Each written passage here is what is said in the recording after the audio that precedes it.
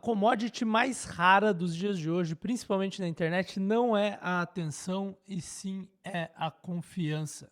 Tanto é que eu acho que a gente está saindo da economia da atenção e indo para a economia da confiança, mas isso é assunto para outro vídeo. Qual que é a questão da confiança? Quando a internet tinha poucas pessoas criando conteúdo, quando a internet tinha poucos produtos e serviços sendo ofertados, quem dominava a atenção conseguia fazer mais vendas, conseguia fazer mais clientes, conseguia construir uma empresa de sucesso, porque toda a atenção estava na internet, as pessoas estavam com a cara ali no celular por 3, 4, 5, 6 horas por dia e tinha pouca gente oferecendo coisas na internet, tinham poucas pessoas produzindo conteúdo, vendendo produtos, vendendo serviços, vendendo cursos, vendendo softwares, vendendo o que quer que seja, mas hoje a coisa mudou. Tem um monte de gente vendendo coisa na internet e a gente já está com a atenção saturada. Não dá para entrar mais no Instagram sem ver um monte de gente oferecendo coisas. Hoje em dia não é mais arrasta para cima, né?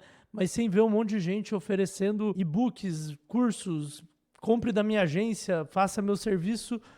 Até produtos físicos já está muita coisa sendo ofertada o tempo todo e as pessoas estão cansadas disso. Os custos de aquisição de clientes, os CAC estão subindo, dificilmente você se diferencia por atenção hoje em dia.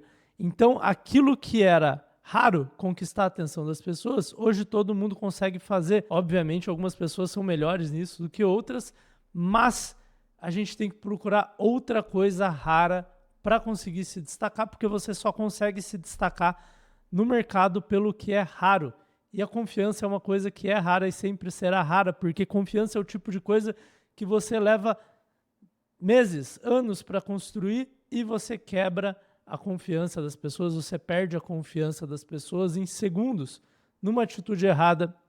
E é por isso que ao longo do tempo eu fui criando uma tese minha, que é a tese do marketing de confiança, que eu coloco como antítese a tese do marketing de gatilhos, a tese do marketing de resposta direta. Não que você não possa usar confiança no marketing de resposta direta, mas sabe esse marketing de gatilhos mentais, esse marketing de hacks e como que você... meio manipulativo, o marketing de confiança é o oposto disso. Eu uso isso desde sempre no meu outro negócio, em parte porque eu acredito nisso, em parte porque o meu nicho no meu outro negócio exige muita confiança, pela natureza do nicho.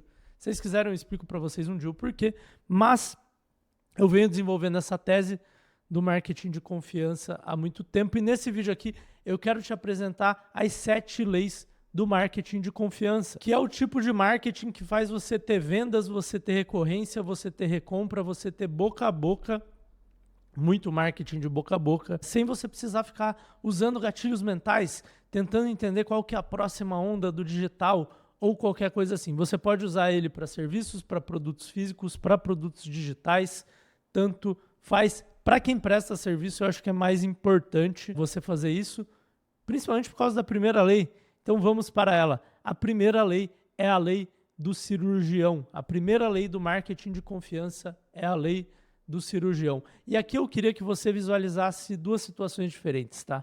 Uma é, você está andando na Praça da Sé, na rua 25 de março, em alguma dessas ruas comerciais, e você começa a reparar em como as pessoas estão fazendo marketing para você. E é um marketing completamente de gatilhos. Você tem ali na porta da loja, oferta, 50% off em toda a loja.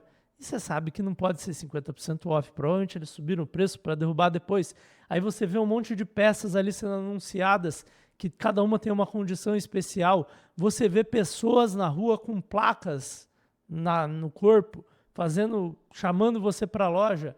Se você parar para falar com uma pessoa dessas, cara, esses caras são muito bons de lábia. Eles vão dar um jeito de fazer você pisar para dentro da loja. Uma vez que você pisou para dentro da loja, eles vão fazer você experimentar alguma coisa, uma peça de roupa, qualquer coisa que eles estejam vendendo ali. O vendedor de fruta do Mercadão, que faz você experimentar a fruta dele, com a esperança de que você vai comprar as frutas ali por reciprocidade, depois ele te passa a faca e te cobra, cara, sei lá, dá para gastar facilmente R$ 400 de fruta no Mercadão, sem levar muita coisa, porque eles usam esses marketings de gatilho mental. E aí, eu queria que você pensasse, espero que você nunca tenha tido que passar por isso, mas numa situação que você vai a um cirurgião, a uma consulta com um cirurgião, para ver se você tem que operar ou não. E tem cirurgiões ruins, mas os cirurgiões bons são os que não estão tão interessados assim em vender uma cirurgia para você. Eles estão mais interessados na sua saúde. E aí, olha como eles vendem, cara.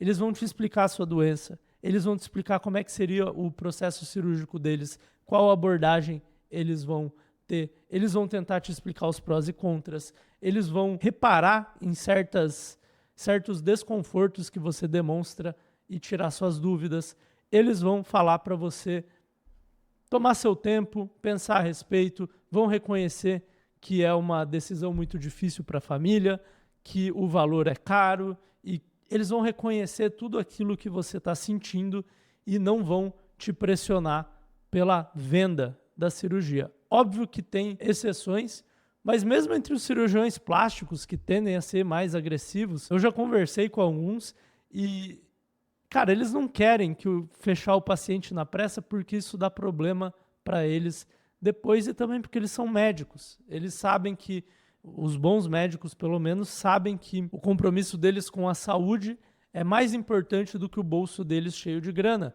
E além disso, que se eles forem bons médicos éticos que não vendem cirurgias através de métodos de pressão e manipulação, eles vão construir a reputação deles ao longo do tempo e, portanto, vão estar sempre com a agenda cheia. Porque eu já falei isso em outros vídeos, reputação é confiança em escala. Quando uma pessoa confia em você, isso é confiança. Conforme mais pessoas vão confiando em você e vão falando sobre como você é confiável para os outros, isso se torna reputação. Então, a primeira lei do marketing de confiança é: tudo que você vai fazer no seu negócio em termos de marketing, venda e até mesmo produto, pensa se você está sendo o vendedor da Sé ou se você está sendo o cirurgião. E a lei do cirurgião diz que se você quiser fazer marketing de confiança, você tem que ser mais como o cirurgião. Então, essa é a principal lei, porque ela te dá um alvo, né? Não tem aquela coisa que os cristãos, os católicos falam que você tem que imitar a Cristo. Aqui eu estou falando que você tem que imitar a um bom cirurgião, né? Em termos de como ele vende, como ele faz marketing. E é óbvio que tem cirurgião que não é assim, mas foi a melhor referência que eu encontrei. Se eu usasse outras profissões, talvez teria mais problemas ainda, né? Advogado, tem muitos advogados éticos, mas tem bastante que trabalha aí na base da pressão e manipulação, mais do que médicos. Então eu estou usando um pouco essa coisa que o médico tem no imaginário popular para te dar um exemplo do que você tem que fazer para construir confiança e reputação ao longo do tempo e ter para você o ativo, a commodity mais escassa do mundo, que é pessoas confiando em você. E se você fizer isso a longo prazo, em escala. Mas vamos para a segunda lei do marketing de confiança. E, na verdade, a lei 2 até a lei 7 são só formas de como você pode aplicar a lei do cirurgião. Porque se eu só falasse a lei do cirurgião, não ia ficar específico o suficiente para você, talvez. Mas, se você só seguir a lei do cirurgião, você já consegue fazer o marketing de confiança. Mas a segunda lei do marketing de confiança é a lei da anti-persona. O que é a anti-persona, Bruno? Bom, toda empresa, todo produto tem a sua persona, que é o cliente ideal a quem eu vou vender. Isso aí todo mundo faz, isso aí é importante de você fazer ainda, mas se você quer aplicar o marketing de confiança, é importante você saber e comunicar quem é a sua anti-persona, ou seja, quem que não deveria comprar o seu produto, o seu serviço, o seu software, que quer que seja. E aqui eu não estou falando daquele negócio que os vendedores de curso fazem de tipo, não compre meu curso se você é preguiçoso, se você não sabe tomar responsabilidade pelos seus próprios atos, se você não está disposto a aplicar o conhecimento. Porque isso aqui a gente sabe que é bullshitagem, né, cara? Isso aqui ele só está usando como uma forma de fazer você falar, pô, eu não sou preguiçoso, eu sou um homem de ação, então eu vou comprar o curso dele para provar isso. Não é disso que eu estou falando, tá? O que eu estou falando aqui é fazer mais ou menos o que um bom cirurgião faz, que é, por exemplo, olha, essa cirurgia poderia ser boa para você, mas você tem diabetes, ou você está acima de tantos quilos, ou você tem pressão alta. Então, eu não recomendo essa cirurgia para você. Eu recomendo que você use outro método cirúrgico ou até que você emagreça, trate sua diabetes, trate sua pressão alta antes de fazer a cirurgia. Ou que você faça um tratamento hormonal ou um tratamento com tal medicação em vez de fazer a cirurgia. Quando o cirurgião fala isso para um paciente, ele está perdendo dinheiro, porque o paciente vai fazer esse tratamento com método não cirúrgico, né? Talvez até com método de mudança de lifestyle. Mas, por exemplo, eu tenho um problema no meu estômago que me dá muito refluxo. E eu fui uma vez num gastro para ver essa questão do refluxo, porque existe uma cirurgia para isso, né? E ele falou para mim, olha, no seu caso, eu acho que você consegue tratar sem cirurgia. E aí vai ser uma coisa com um nível de intervenção menor. E quando eu falo da lei da antipersona, eu estou falando para você falar para os seus clientes na sua página de vendas, no seu anúncio, na sua mensagem de vendas, no momento da venda, em qualquer lugar que seja, para quem que aquele produto não é. E esse para quem ele não é tem que se aplicar para pessoas de verdade, entendeu? Então, por exemplo, tá? A minha mulher faz branding, ela faz projetos de branding, ela constrói marcas ou faz rebranding para empresas. E existem alguns públicos para quem o branding é muito importante. Por exemplo, quem tem uma franquia precisa muito de branding. É isso que a franquia está vendendo para o franqueado em grande parte. Quem tem um produto físico, né, de marca própria precisa muito de branding. Quem tem uma empresa que está escalando precisa muito de branding, porque o branding vai alinhar todas as pessoas que trabalham na empresa para ter uma mensagem consistente com os clientes e também os terceirizados e tal. Mas quando ela fala para alguém que, por exemplo, tem um curso online, não precisa tanto de branding, né? Se você tem um restaurante Aquilo, você não precisa muito de branding. O branding pode ajudar essa galera? Até pode, mas não sei se vale a pena fazer, entendeu? Pelo menos para quem está começando ali. E quando ela fala isso, olha, essas pessoas, o branding é importante. Essas aqui, nem tanto. Quando ela fala isso, o que ela está fazendo? Ela está fazendo essas pessoas acreditarem mais nela, entendeu? E essas pessoas aqui não queriam comprar dela mesmo, ou se comprassem, iam ser clientes ruins. Não ia funcionar direito, eles não iam entender por que eles precisam, em grande parte porque eles realmente não precisam. E quando a gente vê aí profissionais, consultores, agências, é raro eles fazerem isso, geralmente eles vendem para todo mundo. Você fala com um cara de gestão de tráfego, ele fala que gestão de tráfego vai ser bom para todo mundo. Você fala com a galera de branding, eles vão falar que o branding é bom para todo mundo. Se você fala com a galera de, sei lá, copywriting, eles vão falar que o copywriting vai salvar o seu negócio. E não é sempre verdade. Tem negócios, tem clientes, tem situações em que aquele serviço faz muito sentido e tem outros em que não. E quando você fala da sua antipersona na sua mensagem de vendas, você perde sim alguns clientes, mas esses clientes não estariam satisfeitos de qualquer forma e você ganha muito a confiança dos outros clientes, porque eles percebem que você está falando, pô, é para esse tipo de pessoa e não é para esses tipos de pessoa. E esses tipos de pessoa existem. Não é que você está falando, não é para o vagabundo, não é para o preguiçoso. Não, você está falando de pessoas reais que é melhor elas fazerem outra coisa. Então, essa é a lei da antipersona. Você perde alguns clientes com ela, você ganha confiança dos seus melhores clientes com ela também.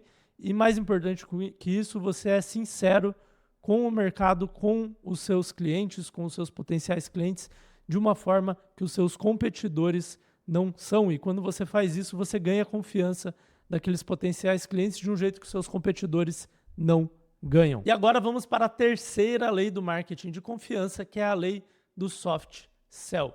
Tá? Geralmente, se você for falar com a galera do marketing tradicional, eles vão falar para você ser agressivos na venda. Eles vão falar para você o melhor momento de fazer a venda para o cliente é na hora que ele demonstra o interesse e cada dia que passa ele tem uma chance menor de converter. E isso tudo é verdade, né? Por isso, esse outro marketing também funciona. Mas se você está querendo priorizar a confiança do seu mercado acima de conversões rápidas e vou usar a lei da antipersona aqui, o marketing de confiança não é para todo mundo, tá? Se você está quebrado e precisa de dinheiro amanhã, talvez você não deveria usar o marketing de confiança. Tá vendo como eu usei a lei da antipersona para defender minha própria ideia? Existem pessoas que estão quebradas e precisam de dinheiro amanhã, e aí talvez elas precisem de um marketing de gatilhos mentais que tem realmente um resultado mais rápido, mas eles são copiáveis. O marketing de confiança é mais difícil de copiar, porque ele exige que você faça sacrifícios para construir confiança, que é a commodity mais rara do mercado hoje em dia. E aí entra a lei do soft sell. Qual que é a ideia aqui, tá? Quando você for fazer uma venda, você faz uma venda sem pressão. Você faz uma venda consultiva.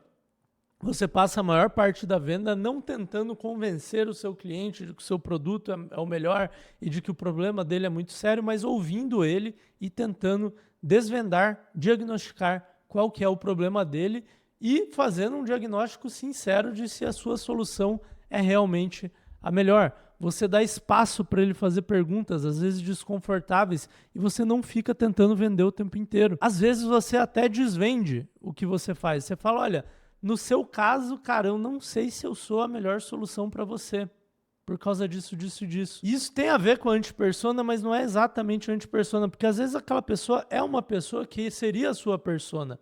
Ela seria um cliente ideal, mas o caso específico dela não é. Ou, mesmo que seja um bom caso para você, você não fica pondo gatilhos de venda, empilhando gatilhos de venda naquela pessoa. Você tenta fazer um processo consultivo ali e fala, cara, é isso que eu tenho para te oferecer. Se quiser, marcamos outra reunião, falamos sobre isso depois. Dorme aí e pensa no que você quer fazer. E se tiver alguma dúvida, fala comigo, que é completamente diferente da venda de pressão, que é, cara, e aí, vamos fechar agora? Ó, se você fechar até hoje à noite, eu consigo te dar 30% de desconto, mas depois eu não consigo te dar mais isso. Tá vendo como é diferente? Em um você está pressionando para fazer a venda e no outro você está explicando para o seu cliente por que você acredita que você é a melhor opção para ele, caso você seja, e dando espaço para ele tomar a decisão dele, dando espaço para ele falar com outros profissionais. É mais difícil fazer isso, mas... E, cara, você vai perder alguns clientes fazendo isso. Mas, pelo menos na minha experiência pessoal, a minha taxa de conversão subiu quando eu comecei a fazer isso. E eu acho que fazer só isso não funciona. Você tem que fazer um marketing de confiança como um todo. Porque as pessoas vão confiar em você e não tomar decisões feitas na pressão, que elas se arrependem depois. E depois elas saem falando mal de você por aí. E isso nos leva à quarta lei do marketing de confiança, que é a lei do timing. A lei do timing, ela casa muito bem com a lei do soft sell. Um tem a ver com a abordagem de vendas que você tem e o outro tem a ver com o tempo que você dá para o seu cliente. Basicamente, a lei do timing é que você vai respeitar o timing do seu cliente, você vai respeitar o tempo dele para tomar as decisões, tanto na situação de venda, quanto depois, durante a entrega de um projeto, de um produto, ou alguma coisa assim. Qual que é a ideia da lei do timing?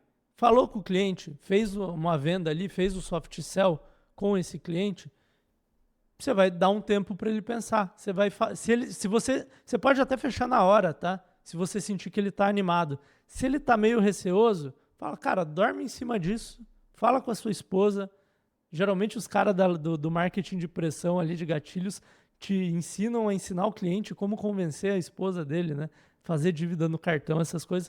Você não, você vai falar, cara, fala com a sua esposa, conversa com ela, vê com seus amigos que já tiveram o mesmo problema e se quiser, eu tô aqui de volta. Beleza.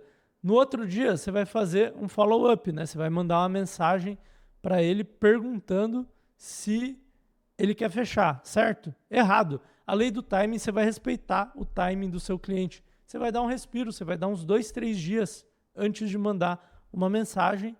E a mensagem não vai ser, e aí, vamos fechar? A mensagem vai ser, e aí, ficou alguma dúvida? Conseguiu conversar com a sua esposa? Se quiser falar comigo, estou aqui, como um cirurgião faria. Você vai dar o tempo necessário para o cliente pensar, para o cliente decidir. Bruno, eu não vou fazer menos vendas fazendo isso? A curto prazo vai. A longo prazo você vai construir confiança e reputação dentro do seu mercado, porque todo mundo que fechar com você vão ser pessoas que realmente decidiram aquilo e não foram coagidas ou pressionadas ou manipuladas a fazer aquilo. Existem casos em que a lei do timing quase que se inverte, tá? Existem casos em que você vê que o cliente está numa situação tão ferrada que você, como um cirurgião faria, vai chegar para ele e falar, cara, normalmente eu dou tempo para as pessoas decidirem isso. No seu caso, se você não fizer essa cirurgia até amanhã, ou se você não for internado agora, você pode morrer. O cirurgião falaria isso para você, certo? E não é que ele está sendo antiético, ele só vai fazer isso na hora que realmente for verdade. A lei do timing também se aplica a isso, tá? Se você está vendo que a empresa do seu cliente vai quebrar no mês que vem, estou imaginando aqui que você dá consultoria ou algum serviço para empresas. A empresa dele vai quebrar mês que vem e você consegue salvar essa empresa da bancarrota, você vai fazer pressão nele, você vai falar, cara, tá aqui o seu prognóstico, tá aqui a conta do que vai acontecer mês que vem, caso você não haja agora, eu posso começar esse trabalho com você hoje à noite ou amanhã cedo e eu recomendo fortemente que você comece agora. Então você pode usar a lei do timing para isso também, só que para ser marketing de confiança, você tem que fazer isso só quando for realmente verdade, tá? Porque se você começar a fazer isso com todo mundo, as pessoas vão se conversar e você vai perder a confiança delas. E aí tem a quinta lei do marketing de confiança, que é a lei da recomendação. E a lei da recomendação diz o seguinte, tá? Se você não for o melhor profissional, o melhor produto, o melhor serviço, a melhor empresa para o seu cliente na situação dele, você vai recomendar um outro profissional, uma outra empresa, um outro produto, um outro serviço que seja melhor para ele. Os médicos fazem isso o tempo inteiro, eles recomendam clientes para outros especialistas de especialidades diferentes, às vezes de mesma especialidade, por causa de abordagens diferentes. Psicólogos também, que cuidam de saúde mental, também tendem a fazer isso, né? Eles recomendam clientes para colegas que podem atender aquele cliente melhor. Por quê? Porque eles estão pensando antes no cliente e depois neles. E se você quiser seguir o marketing de confiança, e de novo, tá? A vantagem é que só você no seu mercado vai estar seguindo isso e você vai, a longo prazo, ter uma vantagem sobre os seus concorrentes que eles não conseguem copiar. Se você fizer isso, se você recomendar para os seus clientes, olha, que bom que você veio me procurar, ouvindo o seu caso, eu acho que você deveria falar com tal pessoa e não comigo. Se o seu problema mudar disso para isso, fica à vontade para vir falar comigo de novo. Mas hoje eu acho que essa outra pessoa, essa outra empresa, esse outro produto, esse outro serviço vai te ajudar melhor. Cara, várias coisas acontecem quando você começa a agir dessa maneira. A primeira coisa que acontece é que os outros profissionais, as outras empresas, eles vão começar a te recomendar clientes que têm mais fit com você, como uma reciprocidade mesmo, tá? É natural eles fazerem isso. Se eles nunca fizerem, aí você pode tentar achar outra pessoa, outra empresa para recomendar, para ter um ganha-ganha ali, né? Mas é natural que aconteça isso. E quando isso acontece, é mágico, porque aqueles clientes que não serviriam, não teriam muito fit com você, eles vão para uma pessoa que está feliz em atender eles. E aí eles vão te mandar clientes que têm mais a ver com você. E aí você vai ficar só com clientes bons. Melhora para todo mundo, entendeu? Então essa é a primeira coisa que acontece. A segunda coisa que acontece é que o seu cliente, ele vai trabalhar com outro profissional, provavelmente ele vai gostar desse outro profissional, porque foi bem recomendado para ele, mas ele vai se lembrar de você como uma pessoa ética, como uma pessoa que falou a verdade e colocou os interesses dele em primeiro lugar. E aí quando ele tiver um amigo que está numa situação que tem mais a ver com você, ele vai recomendar para o amigo. Você vai começar a ganhar clientes no boca a boca. Esse primeiro cliente que você recomendou para outro profissional, quando ele tiver um problema que tem mais a ver com você, ele vai trazer para você também. Porque mesmo que vocês nunca tenham trabalhado junto, ele vai confiar em você. E além disso, essa é uma boa forma de se livrar de clientes ruins, né? Quando a gente, principalmente quem trabalha com serviços, a gente tem cliente que é melhor não ter, né? E a gente pode pegar esses clientes e recomendar para outros profissionais que gostam de trabalhar com esse tipo de cliente. Então você pode usar essa lei da recomendação também para se livrar de clientes ruins. E é meio egoísta isso, mas ao mesmo tempo, se o cliente é ruim para você, você não ia atender ele muito bem em primeiro lugar, então acaba sendo melhor para todo mundo, né? E vamos agora para a sexta lei do marketing de confiança, que é a lei do undersell, é a lei do prometa pouco, tá? Tem um termo em inglês que é undersell, overdeliver, né? Você promete pouco e entrega muito. No marketing tradicional ali de manipulação e pressão, O que eles falam é para você fazer uma grande promessa, uma promessa específica. E tem motivos para isso, tá? Uma coisa que eu quero que vocês tomem cuidado é... Tem gente que tem timidez, vergonha ou medo de vender. E aí vocês vão ver esse vídeo e achar que estão praticando marketing de confiança, mas é só falta de confiança própria mesmo, né?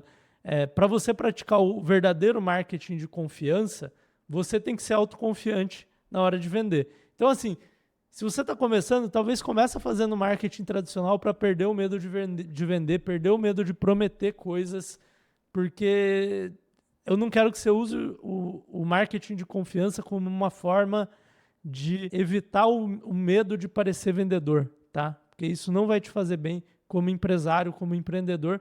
Mas se você sabe fazer promessas, se você sabe vender de certa forma agressivamente, mas você quer ir para esse lado do marketing de confiança para construir um negócio mais longevo, você pode sim usar a lei do undersell junto com as outras leis aqui desse vídeo, que é prometer pouco e entregar muito. Tá? Imagina que você vai num cirurgião, e eu vou usar a lei do cirurgião aqui como exemplo de novo. Imagina que você vai num cirurgião procurando fazer uma lipoaspiração. E a primeira coisa que ele fala na consulta é: então você está pronto para perder de 10 a 15 quilos sem esforço, sem dieta, sem exercício? Entendeu? Tipo, imagina que o cara te mete um pitch daqueles cursos online. Cara, você ia ficar desconfortável. Você ia falar, pô, pode até ser verdade, mas, cara, gosto ruim na boca, né? Então, é o mesmo princípio aqui, cara. Quando você faz aquelas promessas agressivas que nem sempre você entrega, por exemplo, faça 100 mil reais em 7 dias. Peraí, todo mundo que compra esse curso faz 100 mil reais em 7 dias? Ah, não, você tem que aplicar, você tem que blá, blá, blá. Tudo bem, quantos por cento das pessoas que compram esse curso fazem 100 mil reais em 7 dias? Ah, é tipo 3%. Cara, então, você, entendeu? Você pode prometer isso? Eles dizem que sim. Eu acho que perde a confiança das pessoas. E é a mesma coisa aqui, tá? Como é que é a lei do undersell? Você promete aquilo que você pode, tá?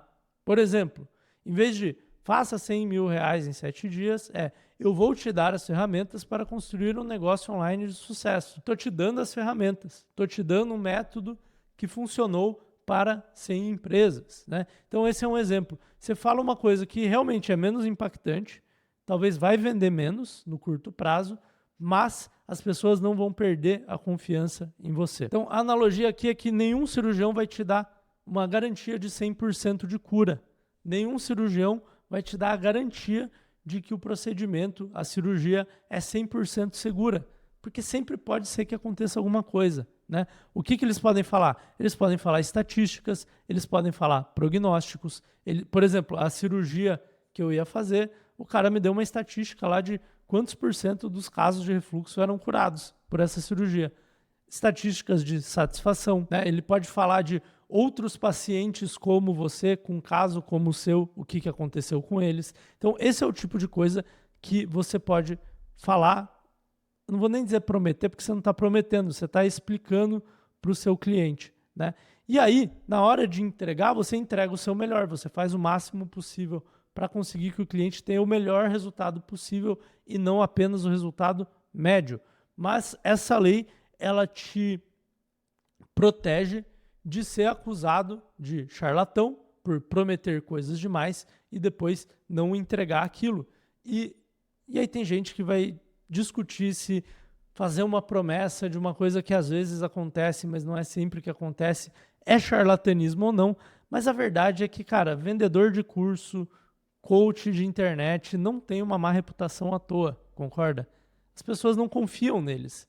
E por bom motivo, porque eles ficam fazendo as promessas absurdas, que não é todo mundo que tem o resultado e faz parte, entendeu? É uma opção deles, é uma escolha deles em que eles sacrificam confiança e reputação a longo prazo por dinheiro no curto prazo e são escolas de pensamento diferentes. E aí a gente vai para a 7ª lei do marketing de confiança, que é a lei do respeito, tá? E eu vou usar aqui uma frase que o Jonas Castro sempre usa nos vídeos dele, o marqueteiro das montanhas, talvez você conheça ele do YouTube, que ele fala: eu respeito sua inteligência, eu respeito o seu tempo. A lei do respeito é isso, é você respeitar a inteligência do seu cliente, é você respeitar o tempo do seu cliente, em termos de não fazer ele gastar o tempo dele, é você respeitar as escolhas e decisões que o seu cliente toma, né? Então, principalmente aqui na internet, é muito fácil a gente cair num raciocínio de pensar que, cara, são tudo números, são não sei quantos milhares de leads, não sei quantas milhões de visualizações, não sei quantas vendas, né? Faço X vendas por mês, 1000 vendas por mês. E, cara, por trás de cada um desses números tem pessoas. E aí, quando você desrespeita a inteligência do seu cliente, do seu espectador, do seu público, falando uma coisa que eles sabem que é mentira, copiando alguma ideia de alguém que talvez eles conheçam, quando você desrespeita o tempo dessas pessoas, fazendo elas, sei lá, por exemplo, falar que elas vão assistir 3 aulas ao vivo e 100% online, ludibriando elas ao achar que são aulas de verdade, e aí chega lá, não tem conteúdo quase nenhum, entendeu? É só discurso de venda. Cara, é melhor você falar: olha, eu tenho um curso, eu vou te vender esse curso. Se você quiser que eu te venda esse curso, que eu te mostre, se ele serve bem para você, estarei lá na live. Aí você vai falar: pô, Bruno, mas se eu falar isso, vai ter menos gente na live. Vai! Só que elas vão estar lá porque elas querem, entendeu? Ou então você vai lá na live e dá uma aula, igual você prometeu, e aí você entrega parte do seu conteúdo de graça. Estou usando o exemplo de curso online aqui, mas isso serve para qualquer coisa, tá? Tem gente que vende produtos físicos com uma foto e aí quando chega em casa é outro. Tem restaurante que põe a foto do iFood lá, um hambúrguer bonitão, chega em casa e ele tá meio triste, né? Então é a mesma coisa, é a lei do respeito, é de respeitar a inteligência, o tempo do seu cliente, é de tratar o seu cliente como você gostaria de ser tratado, é de não usar manipulação quando você não gostaria de ser manipulado. Por exemplo, preciso fazer uma cirurgia. Pô, seria bom que o meu cirurgião não me manipulasse a tomar a decisão errada, porque ele vai ter um benefício financeiro com aquilo, né? Isso vale para outras coisas da vida também. Isso vale para carreira, para dinheiro, para relacionamentos, para, cara, qualquer coisa, principalmente coisas caras que a gente compra aqui na internet, né? Ou no mundo real também. A lei do respeito envolve também você admitir erros que você cometeu e dizer como é que você vai consertar eles. É respeitar a inteligência do seu cliente. Basicamente, a lei do respeito é tipo, cara, é quase um bagulho bíblico, né? Tipo, pô, trate ao próximo como você gostaria de ser tratado, alguma coisa assim. Mas enfim, essas são as 7 leis do marketing de confiança. E aí você vai falar: Bruno, para que serve o marketing de confiança? E será que ele é para mim? Cara, ele serve para você que quer ter uma diferenciação que seus concorrentes não conseguem copiar facilmente, porque você tem que sacrificar o curto prazo para conseguir a confiança ao longo prazo, e a confiança é muito fácil de ser perdida. Então, se você construir essa confiança e não perder ela, você vai ser provavelmente o único do seu nicho, do seu setor ali, que tem esse nível de confiança. Então, você sacrifica o curto prazo, você constrói a longo prazo uma coisa que te torna único e praticamente irremovível, imbatível no seu mercado, né? O marketing de confiança também serve para vender produtos e serviços caros. Não é à toa que o cirurgião é o exemplo aqui. Uma cirurgia é uma coisa muito cara, é uma coisa com um risco muito elevado, né? Envolve saúde, envolve dinheiro, envolve família, e não é à toa que eles são o maior exemplo disso. Então, se você vende high ticket, por exemplo, eu acho que você deveria seguir as leis do marketing de confiança e não as leis do marketing tradicional de gatilhos mentais e pressão. E se você quiser saber como eu enxergo o high ticket, o que eu aprendi dentro da McKinsey, que é a maior consultoria do mundo, que vende os projetos mais caros do mundo, sobre como vender high ticket, eu fiz um vídeo aqui sobre tudo que eu aprendi lá, sobre como vender produtos e serviços high ticket. Te vejo nesse vídeo. Se você gostou desse, você vai gostar desse aqui, certeza, porque é um dos melhores do canal. Então eu te vejo nesse vídeo.